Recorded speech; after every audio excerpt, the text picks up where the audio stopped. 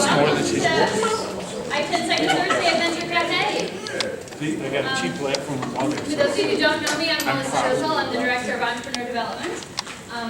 And on behalf of Mary Louise Helvig and Connie Gallagher, the rest of our staff that's here tonight, and I'd like to welcome you to Second Thursday. We've been doing our Second Thursday event probably for at least 3 or 4 years before Venture Cafe came on the scene, and they were gracious enough to reach out to us, and we helped them very early on build their popularity and take credit for everything fabulous.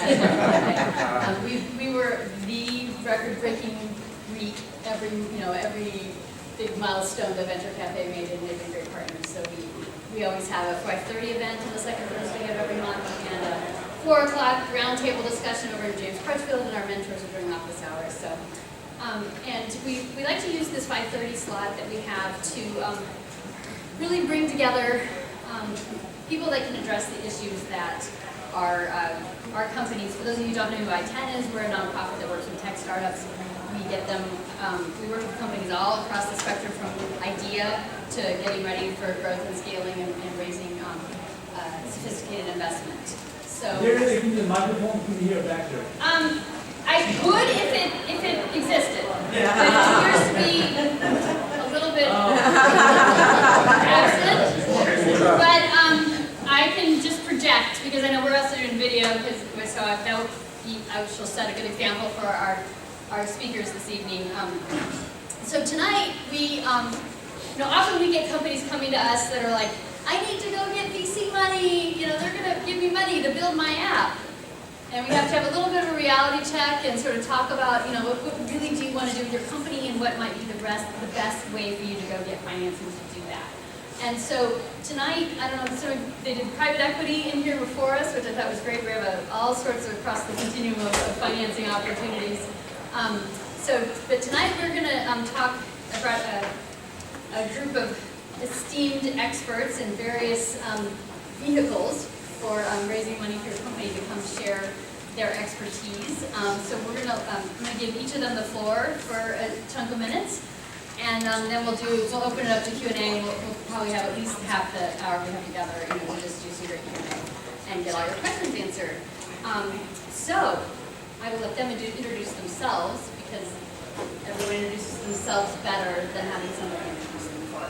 But I will say, first up, the fabulous Lynette Watson with Small Business Technology Development Center, SBTDC for short, and she's going to tell us all about the exciting world of loans. Everything you could ever want to know. They have some great programs, and I'll let her go through that, and I even have a clicker for you. Yay! Okay, there you go. All right. You are up. I'm ready to go, I think. Good evening. Hi. Thank you very, very much. It was not going to work like that, okay?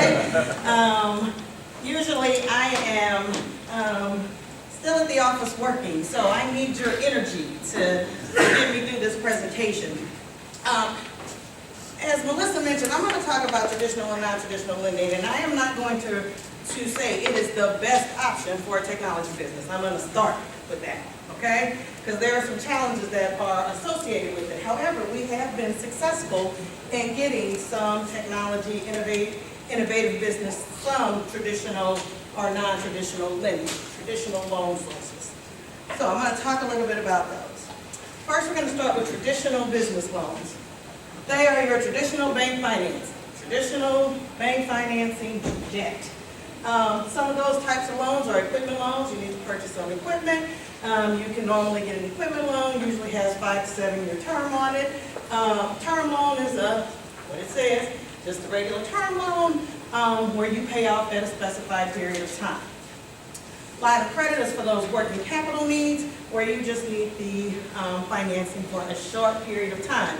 You have a new client, and it's going to cost you some money to buy some new inventory or to buy some new parts or whatever you need to make the widget or the gadget or get the technology to market. But as soon as you get access to what you need, you're going to turn it around and you'll be able to pay the loan back. So, line of credit, never use more than 12 months. Oops, I forgot the last one. And then a commercial mortgage, and that's simply if you're buying real estate.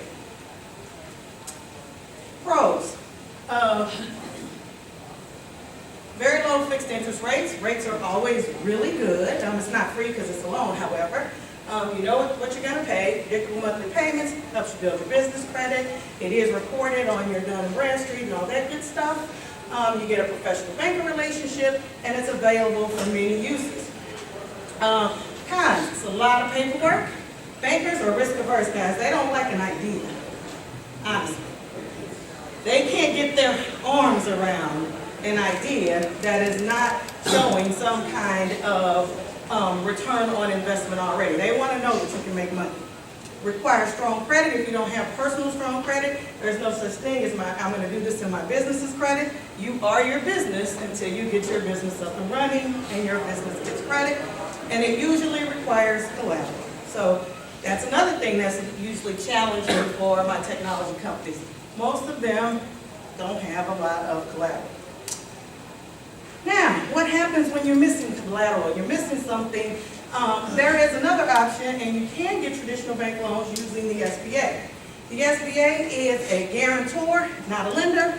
Lots of people say, I'm going to go get me an SBA loan. You know what? You're getting an SBA loan through that other bank, so don't make the bank mad and then say, I'm going to go get an SBA loan.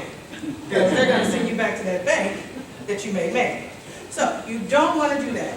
Current lending programs, 7A. 7A is just a traditional kind of catch-all loan lending program.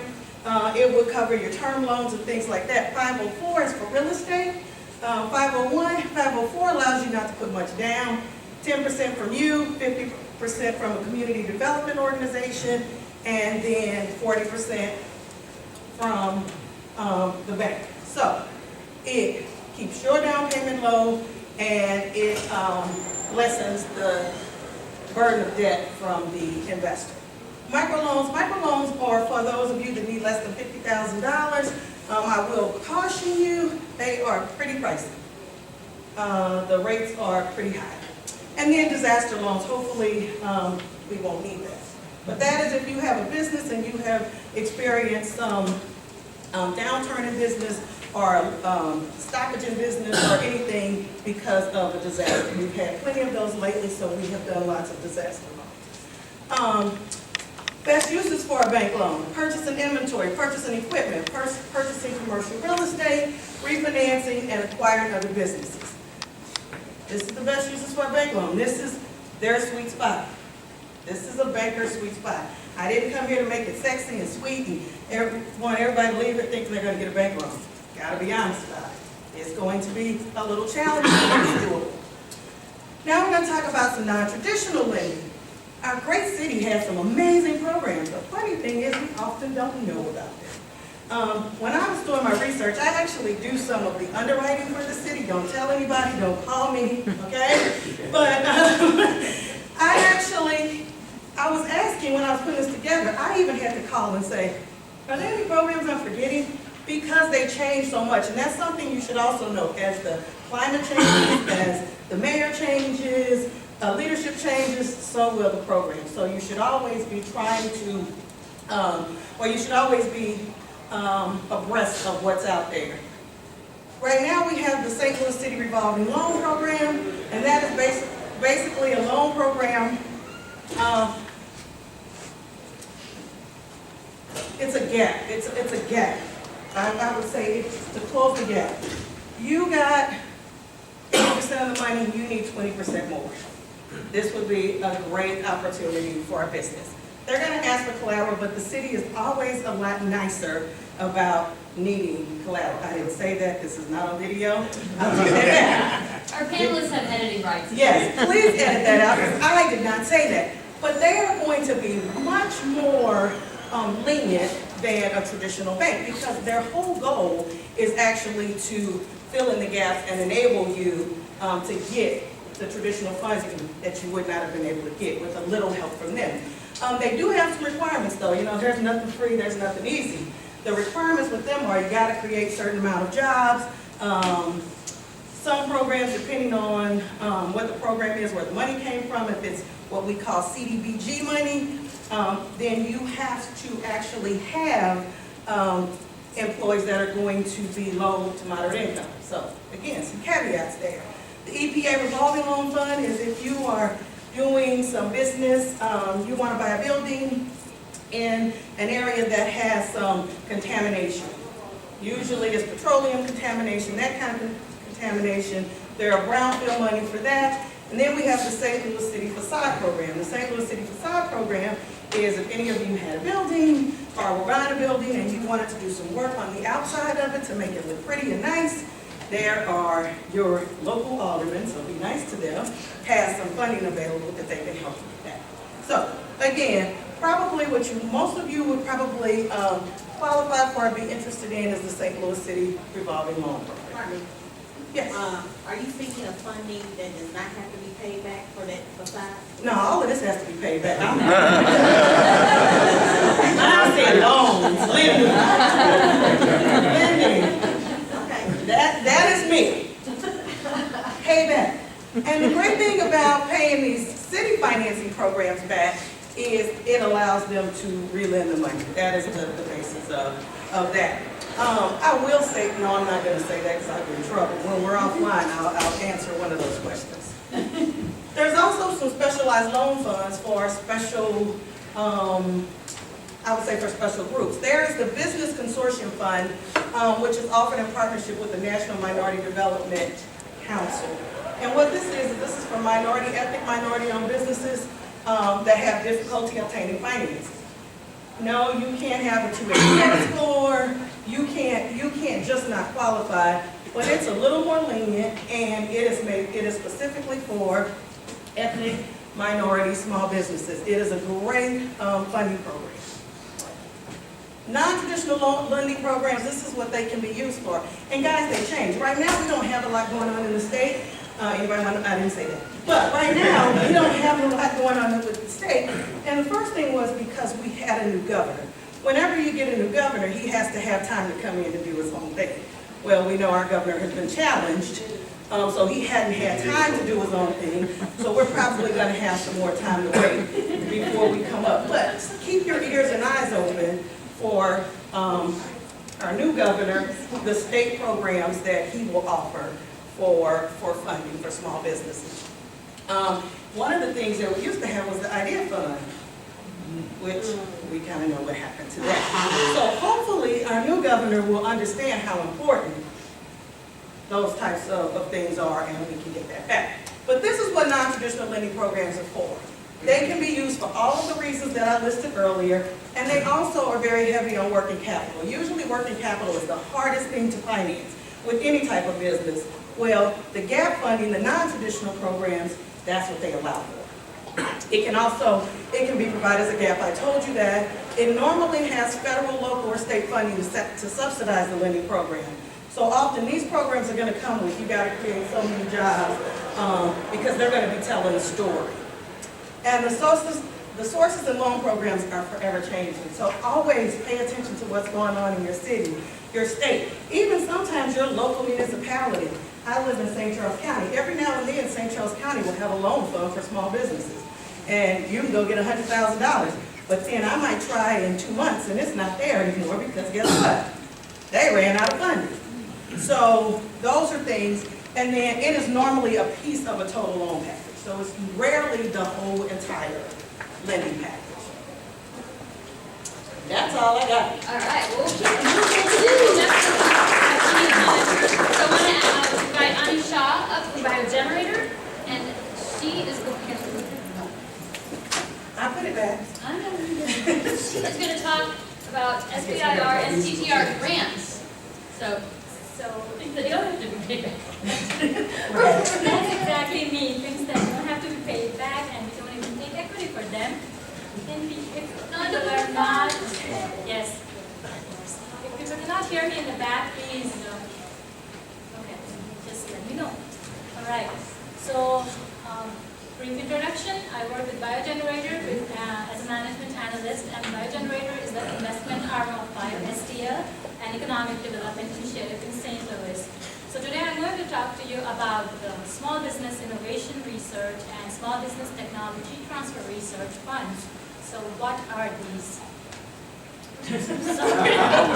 Yes, Don't ask me. No, I didn't know those. Yes, we'll get to that later. All right. So what is SPIR, STTR? These programs are directed by SBA, and there are a lot of acronyms, and just ask me if you get lost in the sea of acronyms. SBA is Small Business Association, and SBC would be Small Business Concern, or the company that you are going to apply grants for. So SBA directs these programs to the OII, that is the Office for Investment and Innovation.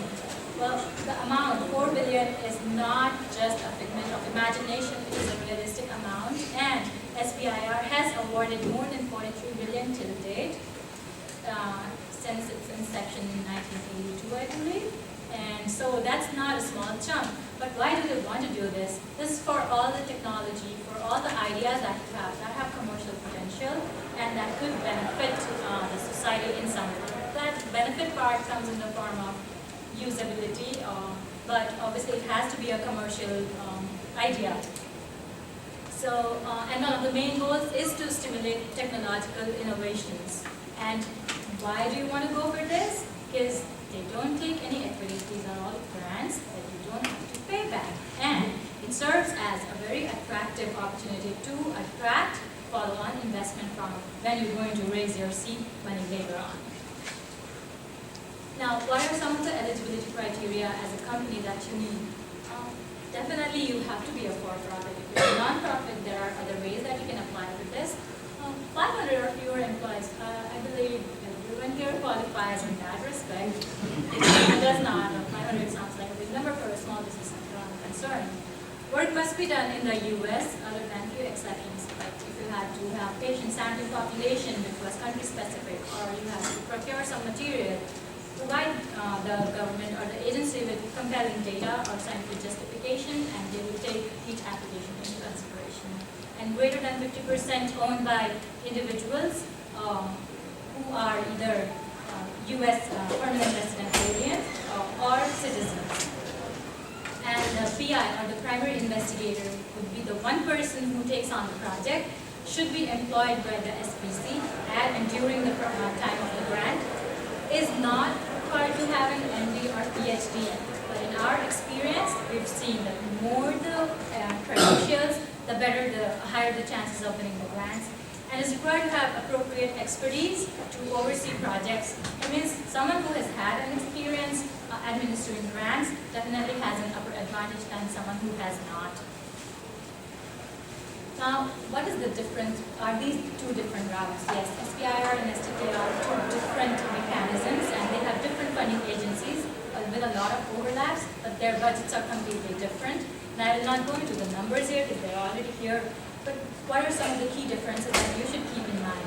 If you're an academician who wants to pursue an idea, a very novel concept on the sidelines, then you might consider an STTR, because you can be a PI by devoting a little bit over 10% or 10% or more of your time to the SBC.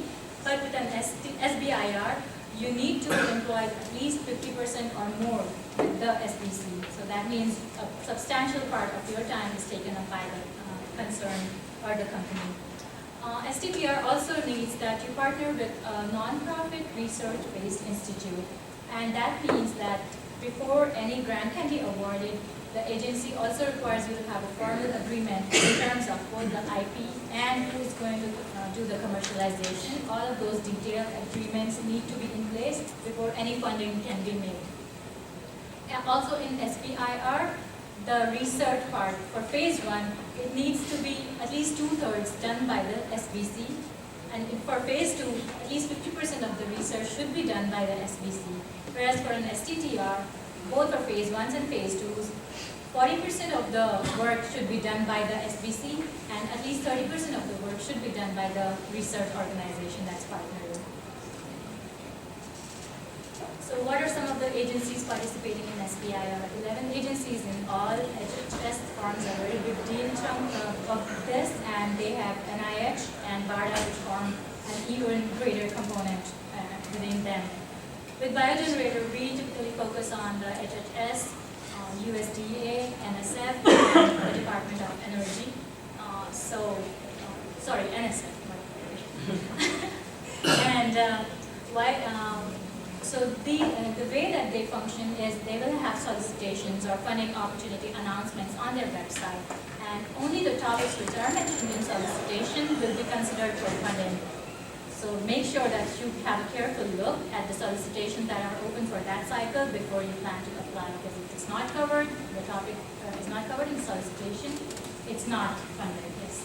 So, just a point of clarity, if a company, it's a startup, they have, in the educational field, but they have developed a technology product that teaches physics in a way that's never been taught before. It's not multiple choice, it's a brand new way.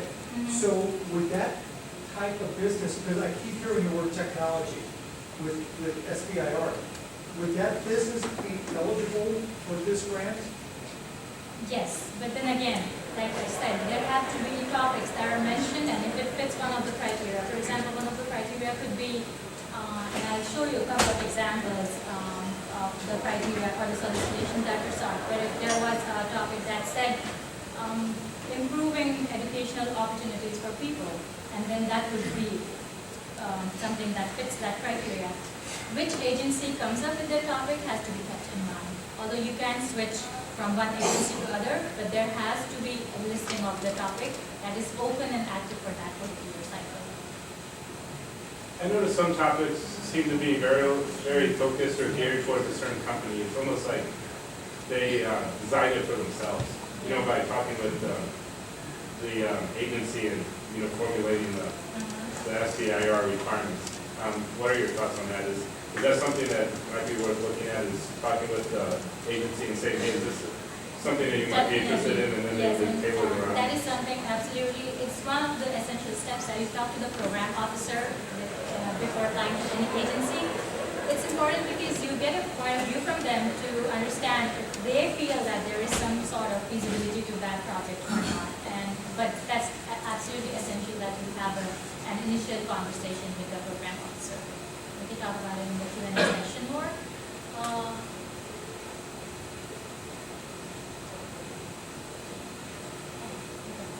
And these are the agencies participating in SBIR, overlap with SBIR, 5 agencies, smaller chunk of money, but still substantial for any startup.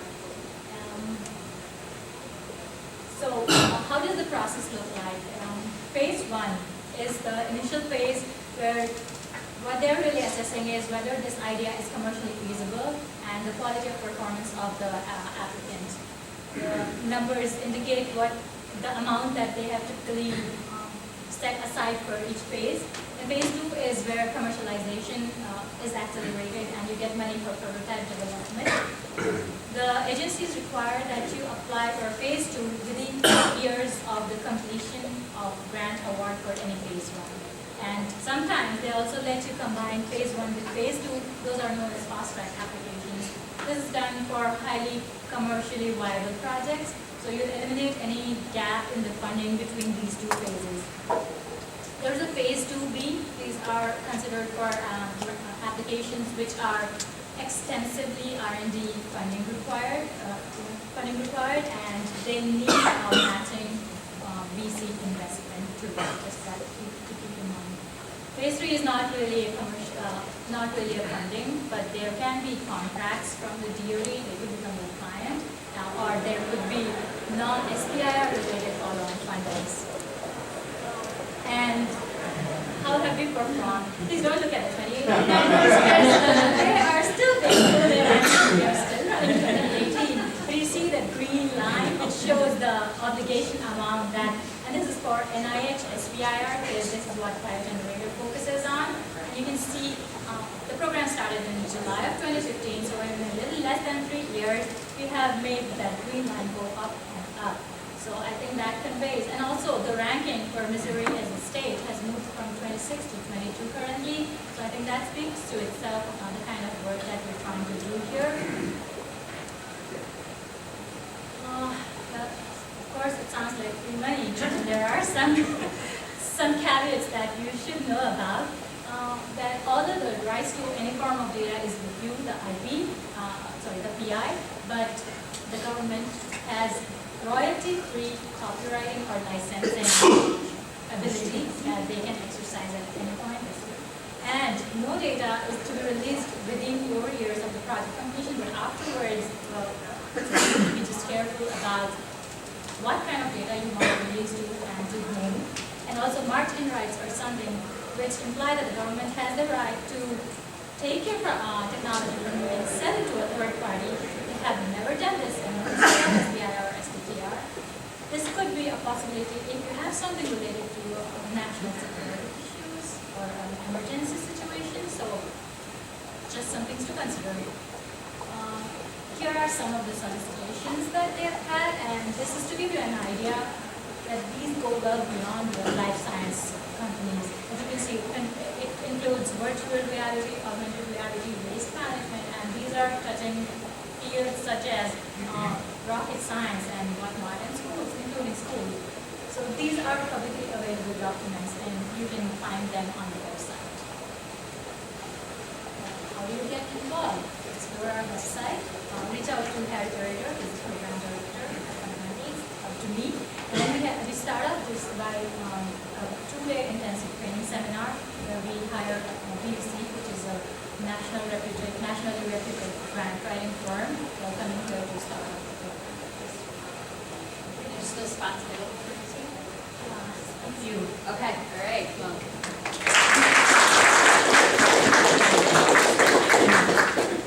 All right, last but not least, Ted Wagner and Jamie Everton are going to talk about Invested, which is our new equity crowdfunding hyper-locally focused platform that that recently launched here in St. Louis. So take it away, guys. So thanks for being here. I'm Jamie Edgerton. So real quick, we're going to be traditional and then grants. So this would be kind of something else. So it would still be part of the capital stack. So before Chad launches in and goes through the slides, everybody's heard of WeFunder, Indiegogo, Kickstarter, right? So what happened about a couple years ago is the law changed, where non-accredited investors, meaning anybody that makes less than $250,000, can now invest in your company, right? So they can actually give you money and expect a return. They can buy a share of your business. It was not available for you. You had to be an accredited investor, which is anything above that. So the St. Louis County Economic Partnership, which merged with the city about 5 years ago, we looked at the law when it changed and said, what can we come up with and create to help the St. Louis business community to make it St. Louis hyper-local? We're a nonprofit. We don't receive commission. We're paid by taxpayer dollars. So if you live in the city or county, thank you. You're paying myself. I myself am a reformed banker, so I spent many years in finance. Came out of finance to do what I do now because I believe in the community. I believe in helping the businesses. And so this was something that has been about 19 months in the making. So I'm the CEO. Chet is the COO, the bottle washer, the cook, everything else. So it's really been a labor of love. And I wanted to bring some champagne today. I didn't have time between our meetings because the business that we had that launched this site hit their goal today. So Wellbeing Brewing did a raise of $120,000. They hit it in 58 days. The average time for crowdfunding is 120 days roughly, 6 months. So this is huge news for St. Louis. The money came from all around the United States. Chad can talk about it. You should have brought some well-being brew. That's what It's not alcohol beer, right? Yeah. So some people's like, what's the point? Right? Yeah, People like it. So anyway, I just wanted to lay the groundwork before we go through this. And so if you're starting a business, you have a business, this is a way to use crowdfunding to raise funds that's not donation. The people that are actually giving you money are buying part of your business or they're lending you money they expect a return. Whether they get or not, it's like the stock market, it's crashes, right? So the site was built through a local agency called Happy Medium. It's beautiful. Chad will walk you through it. And our cards in the back of the room. We won't be able to cover everything in the time that we have today, but please reach out to us after today. So yeah, definitely. Thanks, Jamie. That was a good intro. And we are excited that Wellbeing hit their goal today. And the way it works is you set a minimum and a maximum. So they hit their minimum, and so they can still accept more. If you want to check it out, I'm not telling you to go invest, but at least check out the site. Like Jamie said, this came around about 2 years ago. It's called Regulation Crowdfunding. Not really creative, but that's the title we came up with it. It's Title III of the Jobs Act, which was brought in 2012 by President Obama. And this particular segment was in May of 2016, where it was approved by the SEC with the group of rules that kind of govern this, that we operate under. So What it basically says is that offering securities through crowdfunding is now legal as long as it's done through a platform online. And they make sure that the financial statements, all of the disclosures that a business needs to make is available online as well. And so what it does is it allows a business to utilize a crowd to be able to fund their next thing, whatever they need, whether it's general working capital, whether it's buying a new piece of equipment, whether it's moving into a totally new location. They can apply the funds that they get from this to that, as long as they say what they're going to use that money for, right? So real quick, so you're talking about SBA and 7A, right? So 7A can be used as operating capital, SBA is probably used as purchase real estate. You can do an SBA loan or a 7A loan, and you can come and actually create an invested page as well. So you can couple that together with other capital raises.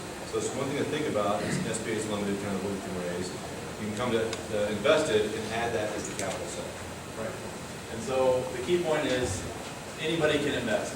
Like Jamie said, it's not limited to just accredited investors anymore. Unaccredited investors, which don't have a specific definition, but just everybody who's not accredited, which is you, me, anybody outside, can go onto one of these portals, create a profile, and invest in a business that they like. $100. Yeah. More than that. And so the role of Invested specifically was to create one of these portals, which is, there's 41 of these portals now across the United States. But we're the only one that's first created by a community development corporation, and second is has a hyperlocal focus. So we focus on the region of St. Louis. And what that means is St. Louis City, county, and adjacent counties. And I think that's an accurate way to put that. And the whole intent behind it was to drive economic growth and development and bring in some business expansion and retention to the St. Louis community. And it's been well received so far in terms of what our mission is. And So real quick, so the businesses, we like to say, can be from St. Louis City, kind of really it's the state of Missouri. It's not going to come from Illinois. Sorry if your business in Illinois. This is funded by taxpayer dollars here, right? Investors, as long as they're U.S. citizens, can be anyone. You have to be registered as citizens.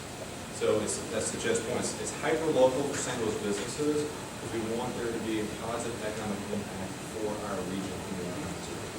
And that's not to say that businesses from outside of St. Louis can't participate on the portal. They just have to come to St. Louis and Open an office. Hire employees, have some sort of economic benefit for our region. We've talked to companies that are in Illinois or other states and say, hey, can I use it? Yeah, but guess what? You're going to open an office in St. Louis. And so, Well, real quick too, you can have an office here and you want to expand somewhere else? Yes, because there's still going to be an economic impact to our region. So say you have a business, say it's Katie's Pizza. And Katie's not here, but it's Katie's Pizza. And she wants to expand nationally. Guess what? It's still going to benefit us here. So yes, you can use that because those dollars are still going to come back and flow through our economy. and one of our key advantages over sites like WeFunder or Start Engine, other sites like ours, is that, like Jamie said, we're not for profit. We're not trying to generate huge profit margins because we are under the Economic Development Partnership. And so what that means is we don't charge as much of fees, and some of those other sites actually take a piece of equity in your business. So instead of giving up ownership to the portal that's hosting your raise, you can just have a smaller fee taken out at the end. And that brings us to who can raise funds, which we already touched on. It's mostly geared towards startups and early stage companies, but companies who've been around for a couple of years can participate still if they're looking to scale up or grow. They need more capital. And we do restrict some industries because we're government. I should say, not yet. We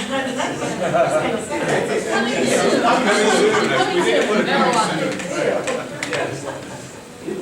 Yeah, right. Today you can. So this is actually not updated, because I sent you this last week. So you can see the large change. Yeah. So that's where we were last week, right? So we hit 125,000 today. That's huge. So Yeah, that was Friday, I think, that we sent, those slides or whatever, so, yeah. yeah, so their trajectory was 21 pretty much days. exponential. So they started off pretty slow, and as we started to gain momentum for the site and for their company itself, started to really take off as people learned about it and wanted to be a part of it. And that's the power of the crowd. So it says over 150. I'm curious, that 125, what part of the company was sold? How much do you sell of the company? So it's under a convertible note. If you want to see the specific details of it, their offering is posted on our site, and all the details for that are on there as well, under what's called the Form C. And a convertible note, what it does is it starts as debt, and then it converts to equity at some point in the future. And so if you want to see the So details. it's like a loan that converts to stock ownership. And on the site too, there's an FAQ that's really deep. It's all the information is on there, and then we can, Dave, raise your hand. So Dave's a great source as well, to answer questions also. But, there's Q&As on there for which to offer stock, saves, convertible notes, all that stuff. And we're happy to talk to you about that. So, and then real quick, I don't know my time. Question is, how much does it cost? All that good stuff. Well, we don't get any money up front. The only way that we get any type of fees is if our campaign is successful. Again, we're a nonprofit organization, economic development partnership.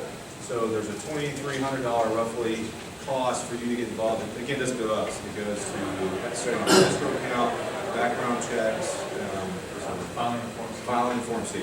Again, that goes directly to not to us. After that, there's really no cost, right? So if you make a successful raise, 5% of that successful raise comes back to the partnership. And the great thing about coming back to invest in the partnership, we're a nonprofit. It goes back into the community. So the cost of the site was very expensive. Funds came from the Port Authority of St. Louis, which is great. Forgettable note, which is awesome, right? The projection that we have is we're probably not going to make money on this for a very long time. But when we do, it just benefits the community. And so to Chet's point, if you go out to WeFund and you go to Kickstarter, the question is, why you versus one of those who has a huge following? Because we want to support the St. Louis community. And your barrier of entry is very low. And the fact that you're not paying anything, we don't get paid unless we're successful. So why don't we bring you guys back up here? You can stand or you can sit in those lovely chairs up there, wherever makes you more comfortable. Because we've got about 15 minutes for Q&A, but I want to make sure that you feel comfortable asking questions from any of our presenters, potentially. But I'll put it in case someone wants to go back to a slide or whatever. But anyway, go ahead. You guys. I'm taking pictures. We're going to stay and make Chet sit by himself. Oh, we'll stand, we'll sit with you. Sorry, we only have 3 chairs. We have questions up here. For the investment, is this a appropriate receipt, or is this like A or? Yeah, so where it generally falls into place, because and we didn't touch on this during the presentation due to time, but so there's a limit on how much a company can raise in a 12-month period, and that's $1,070,000.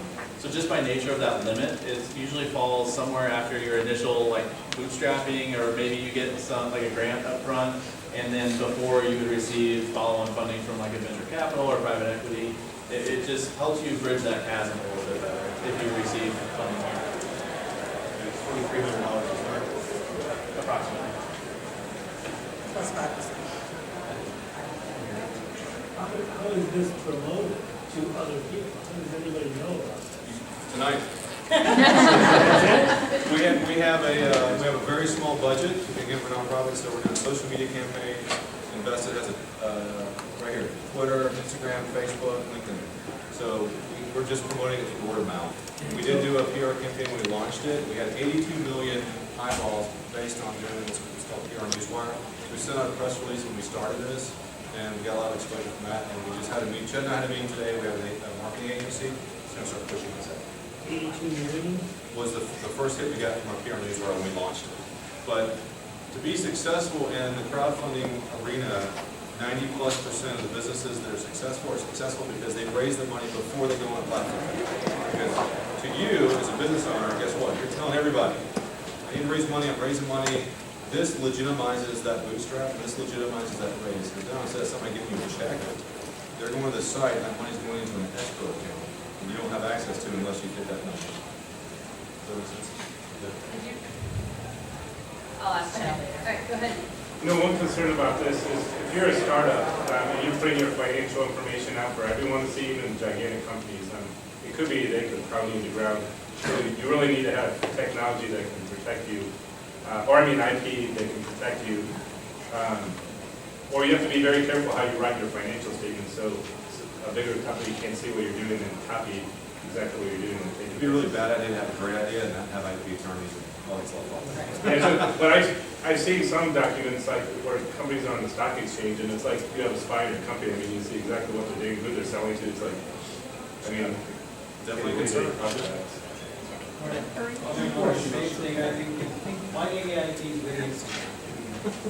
two questions. First one, what kind of financial information is going to be in these documents? Look like a fully reporting company for an SEC and that. What kind of financial information is in the offer documents?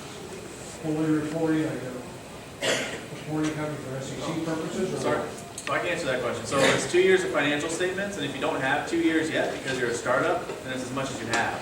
And it needs to be certified? No, reviewed. Certified or No. just attested by the company? so Reviewed by CPA. yeah, the question is reviewed versus audited, and it needs to be reviewed, not audited, the first raise. And if you have a second raise and you're asking for over 500,000, then it needs to be audited. Okay, this is a raw start. I'm just talking. Then the second question is, what is a give up equity-wise in the second place? So it depends on the business. So not every business is the same, and not every business is going to offer. It's a negotiation, but, you know, what's a benchmark? What's the give up? We don't take any equity. So What? we don't take any equity. I know you don't. I'm talking about the people you're selling stock to. Then it's your decision. Yeah, each company decides. So in other words, which are- an arm wrestle. I'm sorry? An arm wrestle. No, it's not, you're not arm wrestling anything. It's a negotiation. Work it out with your lawyer and accountants on what percentage. It's kind of Shark Tank stuff. But you guys aren't deciding any of No, that. we You're can't. providing the That's right. platform They're for the the company. brokers. No, we're not, we can't broker. We're approved by the FINRA, the SEC. They're an intermediary, You're just intermediary, all right? people in the middle. We don't negotiate, we don't talk about your I know you raise. don't negotiate. I'm asking for a guideline. What is the equity give up? We can't provide you that, it'd be illegal. Your lawyer. From the ones that you've done so far, what has been typical? So, okay, I can give that example. So, yeah, so the current offering that's on our, That all comes to this. Okay, wait a second, guys. So- Jen's trying to answer the question. yeah, I'll answer your question. So the current company that's on the site right now, if their valuation is the same as what they valued when they started their raise, when it converts to equity, then it'll be 8%. So I would say a benchmark would be anywhere from 5% to 20, but it's such a wide gap and it's so business dependent. I'm hesitant to even say And that. we legally can't advise the company. Legally, we'd be breaking the law if we said, you know what, you should offer 5, we can't say that legally. So is that split amongst all of the people? Yes, In- between the investors. Okay, split between the investors, Right. okay. Go ahead. So I'm curious, that under 25K raise that happens, how many individual investors? 35. 35. So just overall, that's a low number that I was afraid that would be a much higher number. But still 35 individuals that you have to manage. What's kind of the expectation to manage expectations and investor relationship? What is it going to be a significant consideration for the business? That individual investors that you have? That was a question that we received early on, and so, was. You repeated, Gene. Sorry? Can you repeat the question? Yeah, so is it a concern with the number of investors? So with well-being, it's 35 investors. So early on, when we were talking to companies, we're considering doing raises that want to be taken out by private equity, which most people who are starting a business want that. That's their exit, right?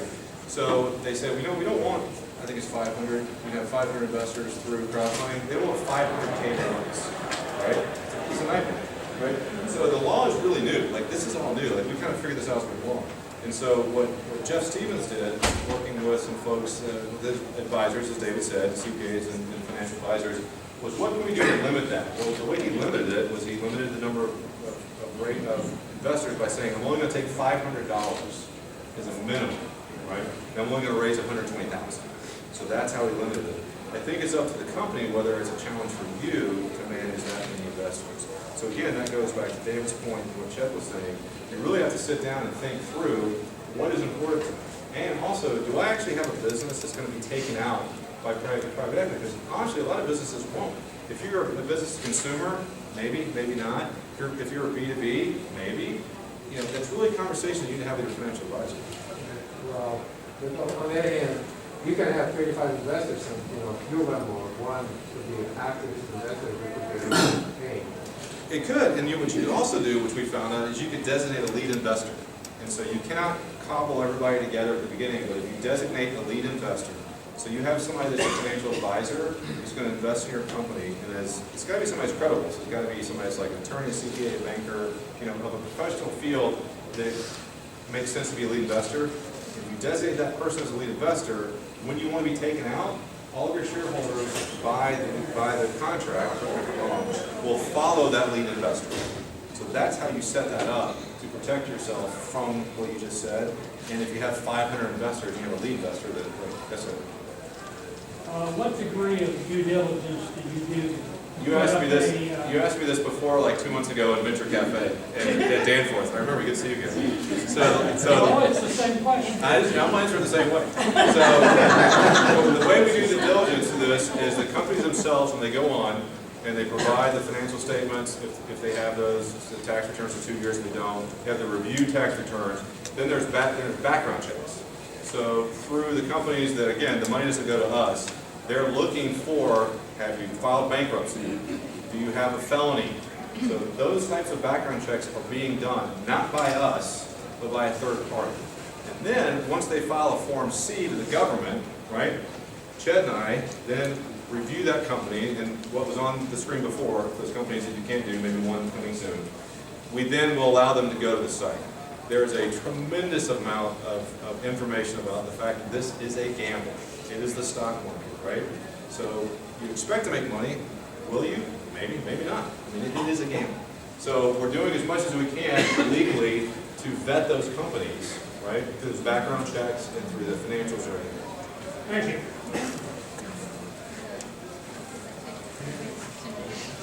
So how many companies have applied and how many companies have you allowed to be featured? I'm sorry, I missed that question. How many companies have applied and how many companies have you featured? So we don't take like applications, so I'm going to answer your question slightly different than how you asked it. So how many companies have approached us? I don't have a set number, but dozens. And then in terms of how many have been featured, just the one on the site so far. However, we do have other companies who are in various stages of the onboarding process where they're getting their offering statement together, they're getting what they want to offer as a security, their financial statements, are having those reviewed, and so we're in various stages of getting them onto the platform. It's just, and you have to remember that we would like to have regular businesses on the site, right? But it doesn't work for every business in our schedule, so we want to put them on when they need to be put on, not by our schedule. To be more specific, we have 10 companies building pages now behind the scenes, right? And so we probably, oh gosh, we probably met with 30 or 40, easy. I mean, I've been doing this for 18 months. And so nobody wanted to be first. Jeff Stevens, thankfully, wanted to be first. He killed it, he nailed it, 58 days, $125,000, awesome. So my guess is these other companies that are building pages with the help of folks like David, who's a consultant, can understand how to put that raise together, and then you'll see the snowball from crowdfunding. You mentioned that it doesn't necessarily have to be stock, it could be a bond or variable rate demand note. Like say you're a small company that's got 300 employees, and you're going to go to a bank for financing, but could you crowdfund a loan? Like say you want to borrow $5 million. Yeah, well, you can borrow Feldman, you do $1,070,000. Or $1 million, yeah. Yeah, you can do a promissory note. It would be in the form of a promissory note, and you would set the terms in your offering. So our suggestion would be look at what the market as a commercial banker is offering right now. So most people are basing their loans on LIBOR plus whatever that kicker is. So my suggestion as a previous banker, but I can't legally tell you what to do, is look at what a commercial bank is offering for $1 million loan. That gives you a good idea of what you're going to do. So it's a promissory note. So then you base your terms of that note on what the commercial market's bearing now, right? And you have to make it favorable enough where somebody's going to come in and want to give you their money. I've seen like G Interest Plus or Ford Credit Advantage where they get lower interest rates than what they might get from the bank. And you can structure it however you want. I mean, that's the beauty of this. You literally can. Okay, we've got like about 90 seconds. Anything for Lynette? I know it's not as sexy as equity crowdfunding, but it's still extremely viable for a number of folks in the room. So I just want to make sure that we got, because out of respect for the 6:30 crew, because the 4:30 crew ended a little early, we thank them for that. Our panelists will, as we wrap up, be happy to take additional questions and more specific things you want to talk about out in the community gathering. But please help me thank our panelists this evening.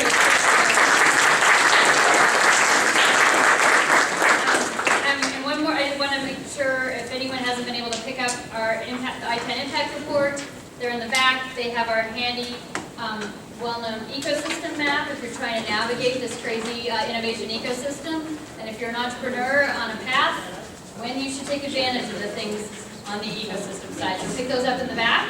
Come back next month at second Thursday. Thanks so much again. And if you have questions, please walk that way with them. And our panelists will follow right behind, I promise.